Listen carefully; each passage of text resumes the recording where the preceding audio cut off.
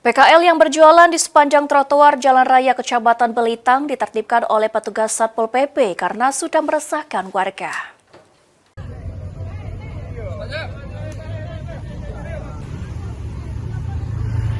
Satpol PP Kabupaten Ogan Komering Ulu Timur melakukan penertiban terhadap pedagang kaki lima yang berjualan di trotoar sepanjang Jalan Raya Kecamatan Belitang. Penertiban tersebut dilaksanakan setelah banyaknya laporan masyarakat yang mengeluhkan hilangnya fungsi trotoar di Kecamatan Belitang bagi pejalan kaki karena telah dipenuhi oleh pedagang kaki lima.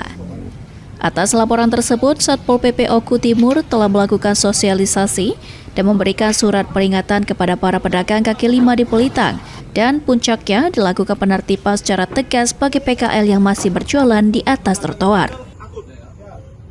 Memberikan kesadaran kepada pedagang bahwa trotoar dibangun untuk pejalan kaki, jalan dibangun untuk lalu lintas.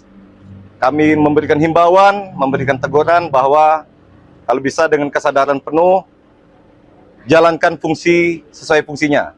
Trotoar untuk pejalan kaki dan jalan untuk pengendara lainnya.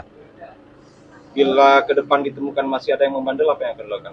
Sudah disampaikan dari sosialisasi SP1, SP2, dan SP3 ini, apabila ada yang coba-coba bandel, mungkin akan ada langkah tegas dari kami Polisi Pamungkraja Kabupaten Oku Timur. Apabila ada yang coba-coba melanggar, kami tindak tegas sesuai dengan aturan berlaku.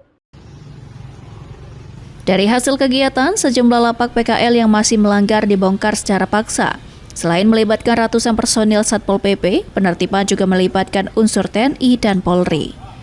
Elvandri Jeffriyadi, PAL TV.